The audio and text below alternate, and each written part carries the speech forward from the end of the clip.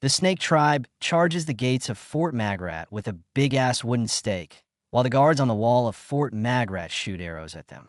The arrows manage to take some of the reptiles down, but the reptiles also throw rocks at the guards with their slingshots and bring some of them down.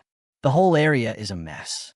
Inside Fort Magrat, aged Kimchi, Rivage, Diol, and all the civilians in the fort are hiding. Aged Kimchi recalls how he instinctively charged to fight the demons. Memories from his 19th reincarnation of him carrying out slaughter again and again, just as the summon of duty commanded tried to make him fight again. In fact, if Lord Rivage hadn't pulled him back, he would have ended up fighting as if it were only natural. Do you hear that? Demons, you better thank knockoff Javier for saving your asses. Aged Kimchi would have slaughtered every last one of you. Back to the story. Aged Kimchi realizes that everyone around him is trampling in fear. Maybe in times like these, he should fight. Suddenly, the gate of Fort Magrat starts to collapse, and everyone gets alarmed. Seconds later, the gate finally falls apart, and the reptile gang rushes into Fort Magrat. Reptile commands his tribe to unalive everyone in the fort and turn them into fertilizer. Wait, is that even possible? Let me know in the comments. Commander Woko's commands that the rear bridge be cut off. When one of his men tries to persuade him not to, Commander Woko's tells him that, either way, they're going to die here, so they can't let even a single demon get to their homeland. The soldiers announce to the rest that the main gate has been breached and the bridge should be cut off. The bridge gets blown out in no time. But can't the lizard tribe just swim across? What is the point of blowing up the bridge? Lord Rivage gets even more scared after hearing the explosion of the bridge being cut. Dial knows that means they're all dying here, and he hasn't even gotten married yet. Rivage is silent for a while before he smiles and tells his friend that he shouldn't be so bitter about it, cause even if he made it out alive, he'd never be able to get married anyway. It seems this version of Lloyd also finds it hard to get girls too. Dial looks at his so-called friend and thinks, in his next life, he'll be born a noble and work this a-hole to the bone. Mission accomplished, bro. Suddenly, the place gets attacked and everyone but aged Kimchi gets scared and starts screaming. The wall is destroyed by a snake-like creature. And before the people can recover from the shock and run away, the demon moves his hand and grabs a little girl. The scared girl calls out to her mommy. The mommy and everyone try to stop the demon from taking the girl. But before the demon can do anything, aged Kimchi swiftly dispatches the demon to Diol's surprise, and Lord Rivage rescues the fallen girl. Aged Kimchi finally decides to join in the battle. He heads straight for Reptile and lands in front of him. Reptile is stunned for more than one reason. Standing before him is a man who is cross-dressing as a fairy godmother. Reptile stares for a while, cause he doesn't know what to say. He doesn't know if he should address the weird fashion sense of this guy or not. Aged Kimchi breaks the silence and tells Reptile to stand down cause he doesn't want to fight him. Reptile calls aged Kimchi out for wearing a ridiculous outfit and trying to give out orders. What the F will he even do if Reptile refuses? Aged Kimchi menacingly tells Reptile that he will wipe out his entire tribe. Reptile is the first to launch an attack, and while the weapon approaches aged Kimchi, he thinks to himself that in the end, he wasn't even given a chance.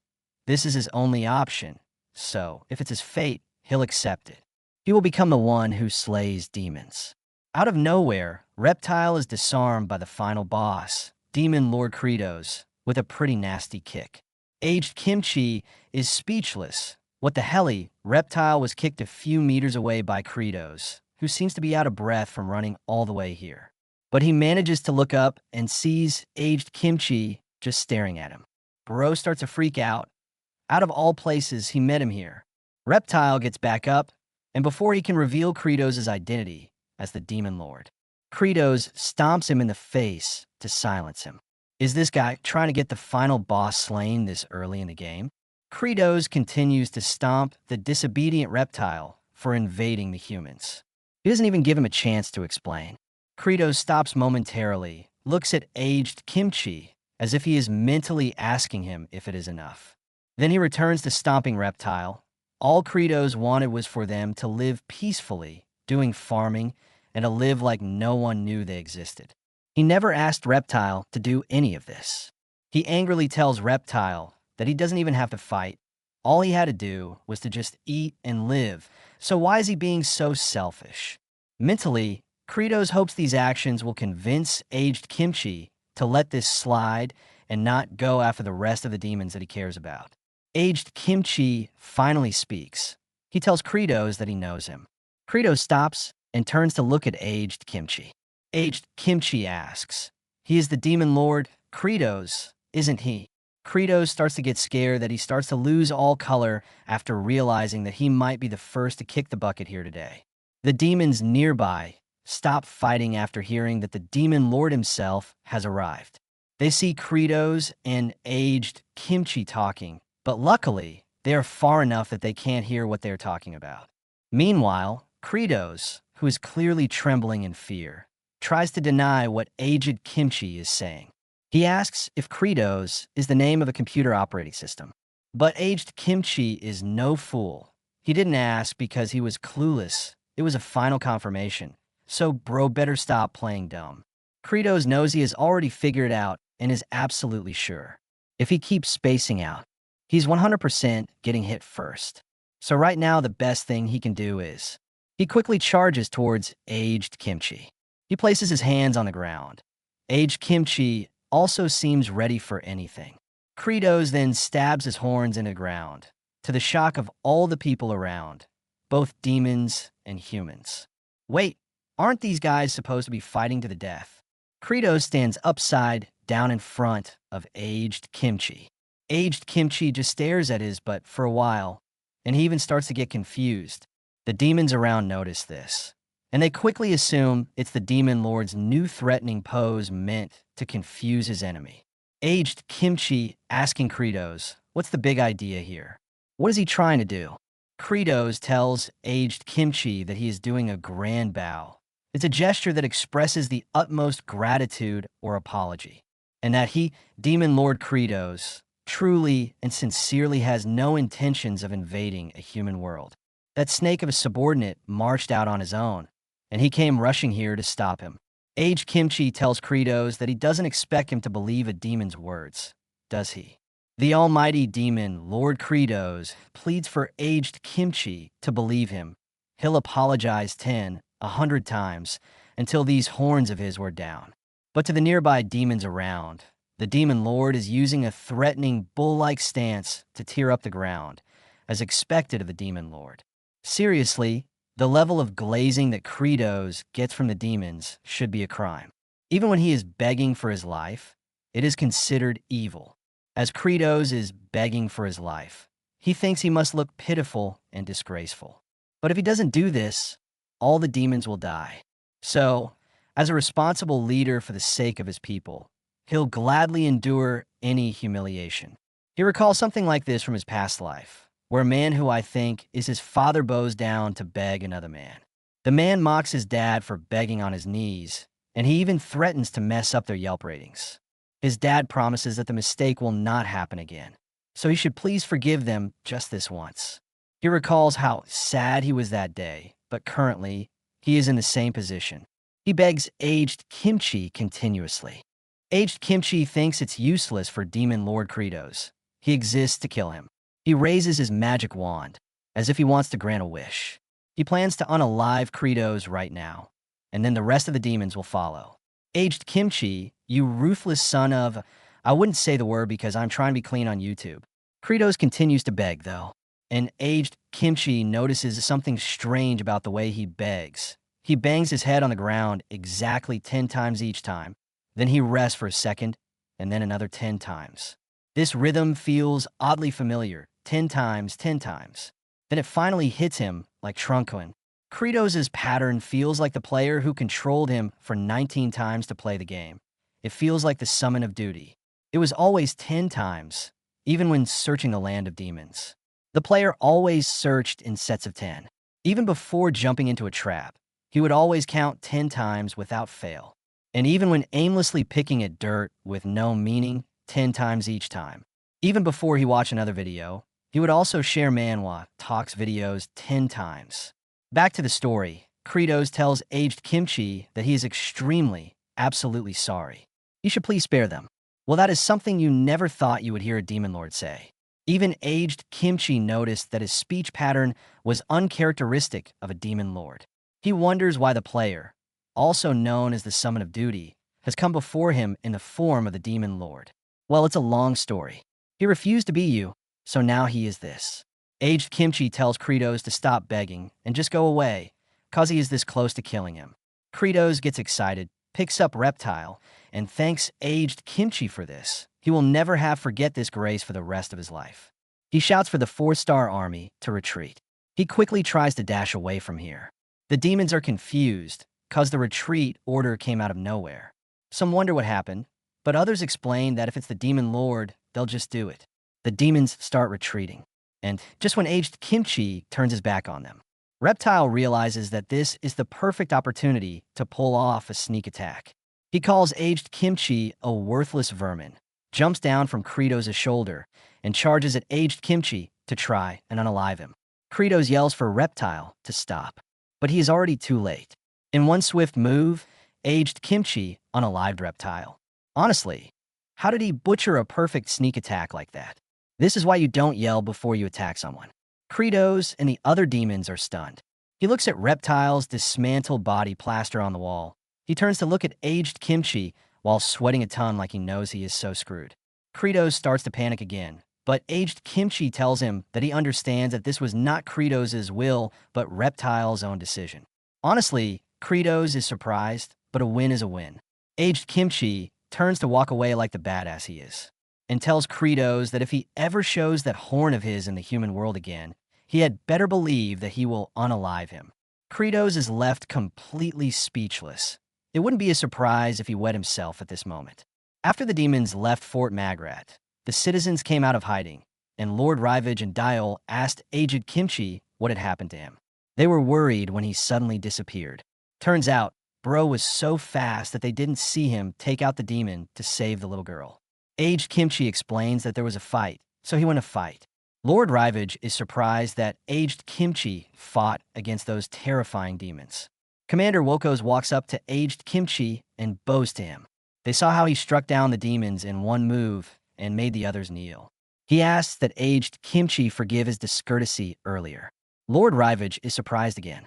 He knew aged Kimchi was strong, but this was unexpected. Commander Wokos shouts aged Kimchi's praises, and the rest of the guards join in. Aged Kimchi is kinda relieved. This is his 20th life. Finally, he has escaped the cycle of repeated slaughter.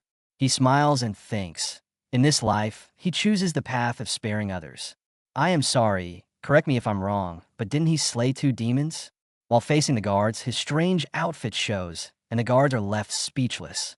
I'm guessing they're all trying to process what they are seeing. Sometime later, in the Abandoned Lands, 4-star region, Stormy Wasteland, Demon Lord Kratos is exhausted, but he is glad they finally arrived. Dragging along a huge group takes forever. He shouts at the demons to go back to the castle or home or whatever and stay put. If they invade the human realm one more time, he'll unalive them all. The demons try to explain that they only did it because Reptile gave them the order to. Kratos doesn't want to hear any excuses. They should go home now. He decides to head back to the Demon Lord's castle. He is following the game's direction path, so there's no place to use glitches or shortcuts, and it's taking even longer. He needs to hurry and oversee the huge potato crops. He notices an abandoned well and thinks that if only that thing still worked, travel wouldn't be such a pain. It's the system that handles power-ups and warps. He checked a bunch of them just in case, but not one worked. He leans on the well and hopes he could warp, but it doesn't work because he's not a paladin. Suddenly, the well starts to glow, and the system informs him that, due to his encounter with a paladin, a new game system has been unlocked, and warp via abandoned wells is unlocked. It seems meeting aged Kimchi and almost wetting himself worked in his favor. The abandoned well starts to suck Kratos into it, and starts the warping process. The system informs him that all the wells he visited since he came to this world have now been activated. So where would he like to go? He wonders if the underground well of the Demon Lord's castle is still intact, and the system confirms his thoughts. So he decides to go there. The system begins to warp him to the underground of the Demon Lord's castle. At the destroyed Demon Lord's castle, Azurat and Flute are searching through the rubble for some functional farming tools. Suddenly, something starts to glow in the rubble in front of Flute to her amazement. But Demon Lord Credos pops out of the ground with one of his scary faces that will surely give the little girl nightmares for years to come. Credos' appearance was so terrifying that the little girl lost consciousness and fainted on the spot. Azurat gets alarmed by this, but Credos is not done yet. Oh no, they don't call him a ruthless demon lord for nothing. He begins to puke rainbow on the unconscious little girl. But luckily, Azurat is there to save his only friend from this traumatizing experience. This little girl would have been scarred for life. Shout out to Azurat. The ruthless demon Lord Credos is not concerned at all by what he has done. He feels like his stomach is turning inside out, and he wonders why he couldn't just transport gently like in the game. Flute runs over to check on the fallen Azurat. Credos thinks that being able to come this far with just one bout of puking is a bargain. But now, it's time to get started with the mass production of huge potatoes. In the background, Flute seems to be mourning Azurat. Later, in the barn, Credos tells Zeph that no matter how many times he sees it, it's just incredible. Zeph reports that the fog cleansing by Hartok has been completed. Credos silently stares at the huge potatoes for a while. He picks one up and feels something is out of place. After looking at it a while longer, he finally notices that it is missing something. As he searches the rest, he finds out that not even one has it. Zeph asks if the potatoes have a problem. Credos explains that these huge potatoes don't have sprouts. So no sprouts means they won't grow. Yes, Credos is frustrated that these potatoes are sterile. Back at the temporary Demon Lord Castle, Credos explains to the four generals that even if they plant these huge potatoes, nothing will even sprout from them. Hartok understands that since these potatoes have been genetically altered in an unnatural way, they have lost their reproductive capabilities and become mutants. Bal asks if this means the potatoes can't be eaten. Sergi corrects him. She explains to him that they are saying they can't plant them once they've eaten everything they have now. It's over. Credos tells them that they were never going to rely on potatoes forever anyway. Potatoes are vulnerable to diseases, and once they are infected, the whole crop is ruined. They were always going to have to plant something else eventually. Azurat asks, what else even exists in this land besides potatoes? Credos tells him, nothing, but he knows a place with a ton of seeds to plant. A land overflowing with crops. The land of humans. The generals are shocked. Credos said this. Bal tells him that it's war all over again. But once again, Sergi shuts him up, cause no one hates war more than the Demon Lord. Credos commands Zeph to begin constructing a giant chuno immediately. He should stay here and assist with Hartok's farmer corps and help him manage them. Sergi, Bal, Azurat, and Credos himself will go to the land of humans, sell chuno, and use the money to buy seeds. As long as they don't run into aged kimchi, it'll be fine, and even if they do, he's got a plan. Alright guys, that's it for now. Thanks for watching.